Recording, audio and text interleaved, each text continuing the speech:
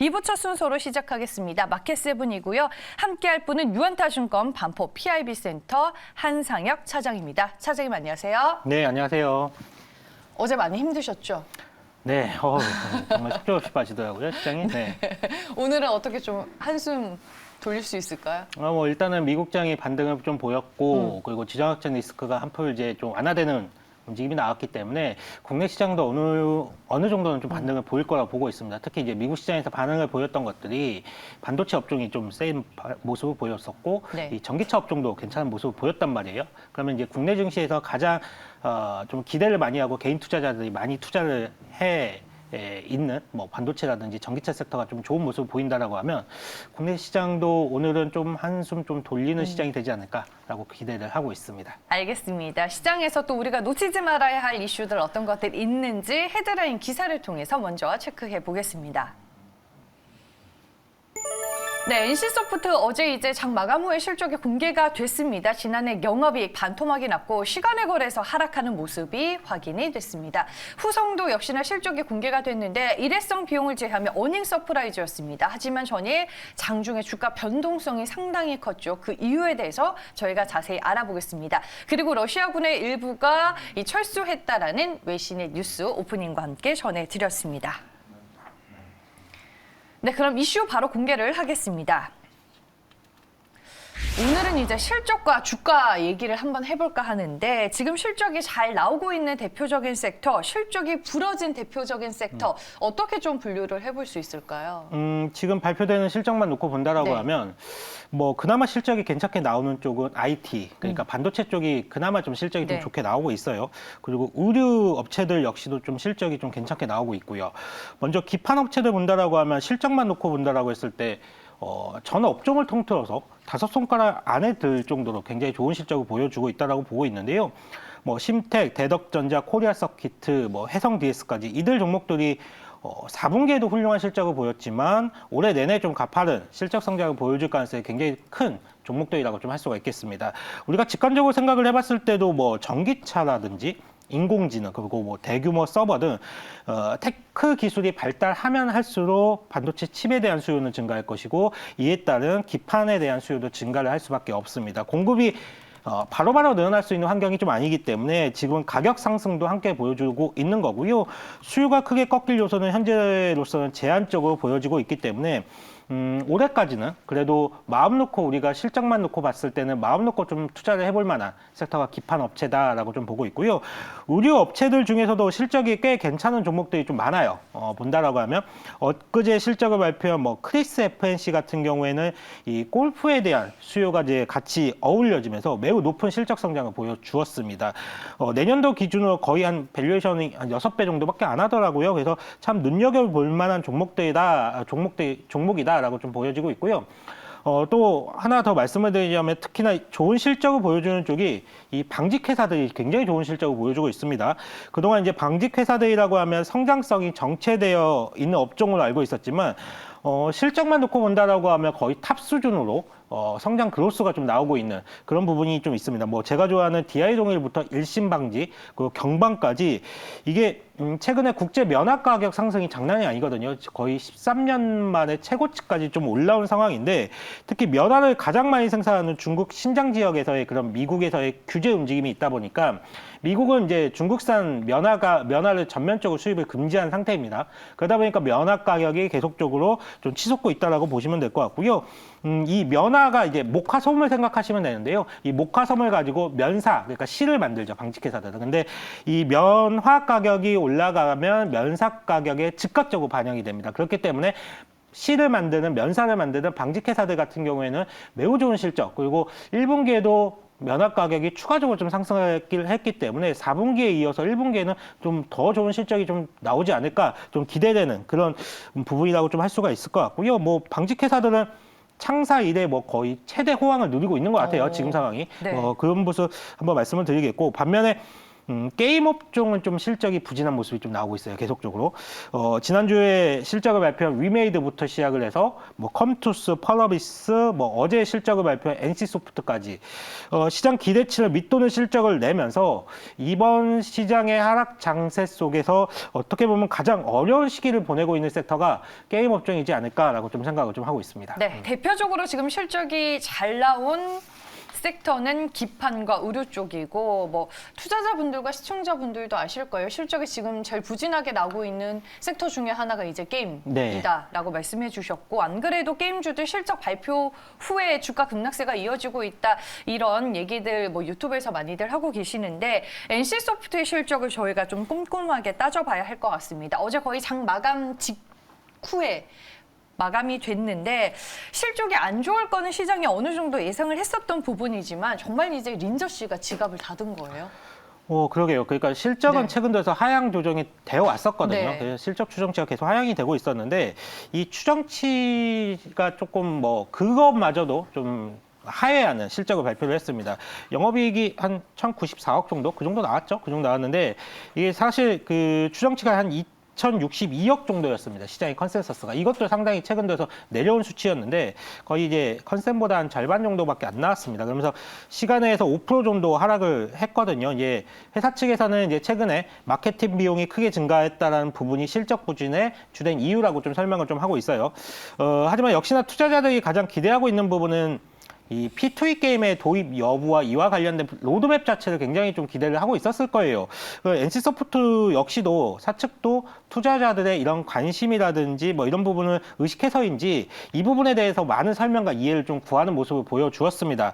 우선 이제 NC소프트 입장에서는 P2E라는 개념을 이제 단순히 돈을 버는 그런 그 게임 이코노믹에 대한 한계를 명확히 좀 인식하고 있었다는 점이 저는 개인적으로 좀 긍정적으로 느껴졌습니다. 결국은 오랜 시간 게임이 유지가 되려면 게임 내에 재화 가치의 안정성이라든지 밸런스가 유지가 되어야 되는데 이런 부분은 역시나 게임이 재밌어야 된다. 이런 인식을 NC소프트에서는 명확히 좀 하고 있더라고요. 그래서 이에 대한 고민을 굉장히 좀 진지하게 좀 하고 있다라고 밝혔기 때문에 그러니까 P2E에 대해서 좀 어찌 보면은 NC소프트가 가장 보수적이다 뭐 이렇게 표현을 하는 지금 시청자분이 있는데 그러니까 그거에 대해서 그냥 얘기만 하는 게 아니라 좀 뭔가 본인들이 할 수 있는 역할에 대해서 좀 고민을 하고 있다라는 말씀이신 예, 거예요? 맞아요. 그거에 네. 대해서 그러니까 다른 게임 개발사들도 이 P2E와 관련된 게임을 계속적으로 개발을 하고 발표를 하고 있잖아요. 네. 근데 NC소프트도 이와 관련된 고민을 좀 하고 있고 좀 그러니까 다른 결이었어요. 그러니까 다른 개발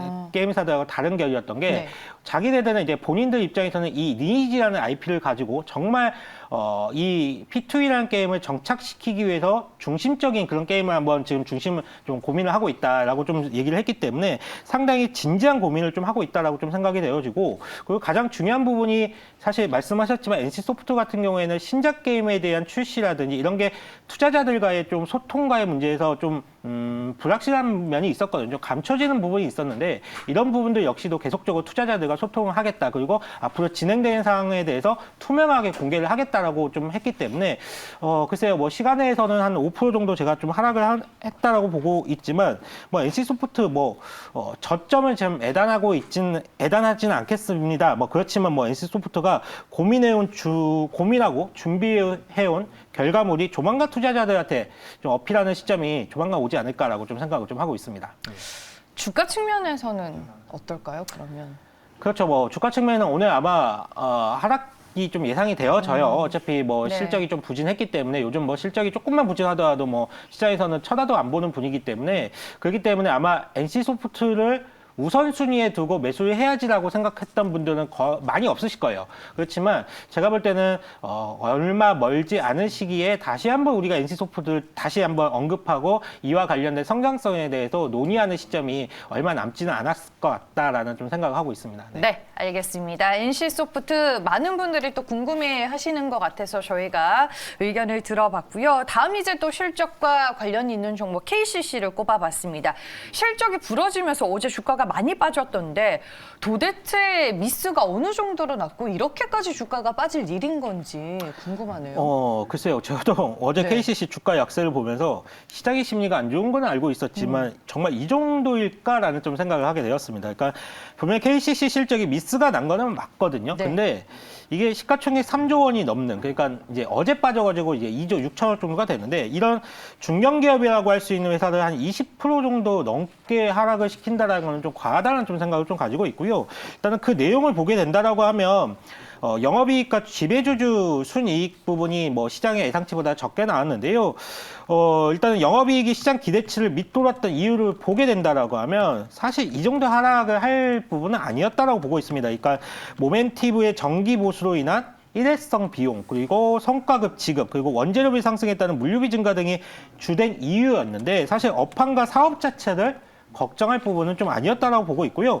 오히려 다른 글로벌 실리콘 경쟁사들의 뭐 실적을 보게 된다라고 하면 분명한 업황이 굉장히 좋아지고 호조세가 이어지는 모습은 저는 확인이 되고 있다라고 좀 볼 수가 있을 것 같습니다. 사실 뭐 KCC 같은 경우에는 뭐 모멘티브를 인수를 하고 그 이후에 이 KCC와의 그 판매 네트워크에 대한 시너지 효과를 상당 부분 많은 부분이 기대를 했을 것 같은데, 매출이 뭐 일정 부분 좀 잘 나오고 있다라는 부분을 봤을 때 네. 시너지 효과는 분명히 나오고 있다라고 좀 말씀을 드릴 수가 있을 것 같고요. 그리고 어쨌거나 이런저런 이유를 둔다고 하더라도 뭐 4분기 실적이 부러졌다라고 하더라도 연간으로 봤을 때는 한 3,800억, 그러니까 한 4천억 가까운 영업이익을 기록을 한 거거든요.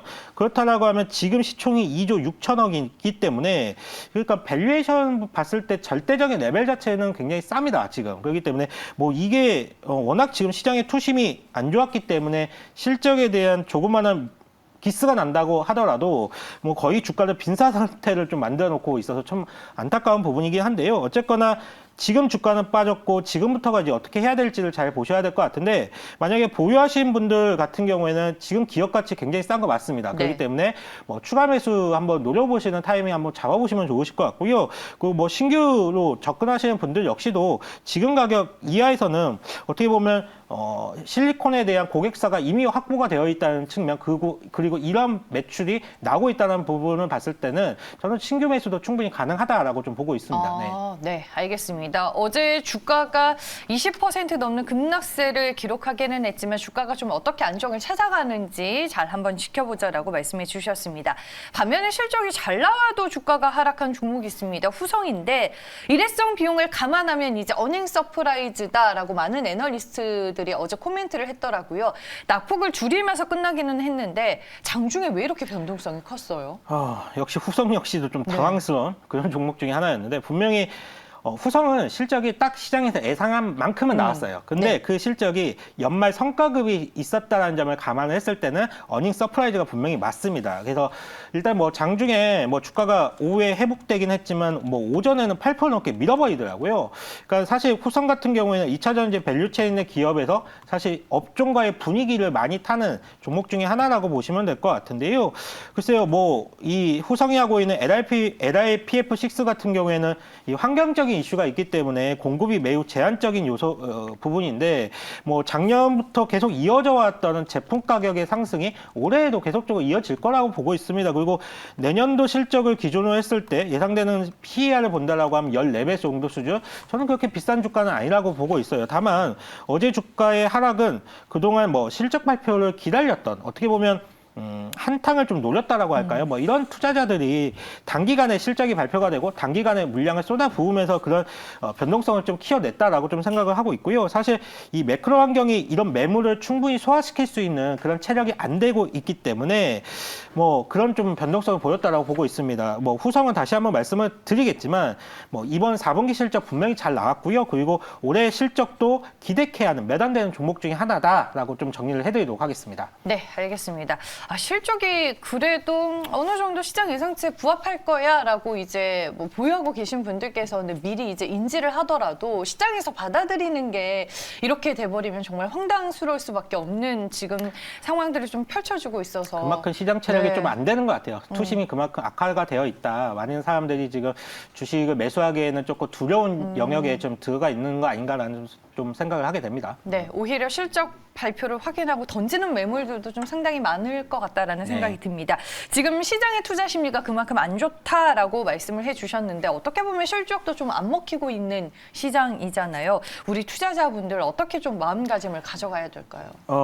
여러 크로 지표들이라든지 뭐 지정학적 리스크로 인해서 그러니까 위험 선호 현상이 한풀 꺾인 것은 맞아요. 그리고 지금처럼 그러니까 그 어떤 재료도 먹히지 않는 지금 이런 시장은 사실 좀 과하다는 측면이 좀 있거든요. 이런 어려운 뭐 시장 상황 속에서 매일같이 빠지는 주가를 보면서 되게 많이 속상해 하실 것 같은데요.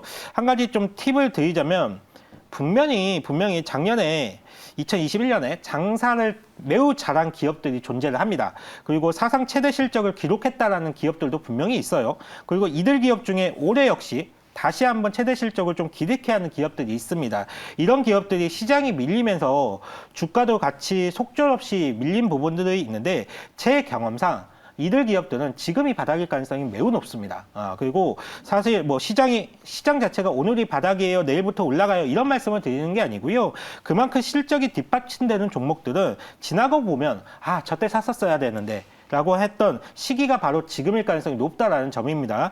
뭐 식상한 얘기로는 뭐 들리시겠지만 뭐 동트기 전에 새벽이 가장 어둡다라고 했습니다. 그래서 밝은 해가 뜨는 시점이 뭐 그리 멀지 않았다라는 점을 다시 한번 말씀을 드려보도록 하겠습니다. 네, 최근 시장을 보는 투자자분들의 마음이 다 이와 같지 않을까라는 생각을 다시 한번 또 해보겠습니다. 마켓세븐 오늘 여기까지고요. 유원타증권 반포 PRB 센터 한상혁 차장과 함께했습니다. 고맙습니다. 감사합니다.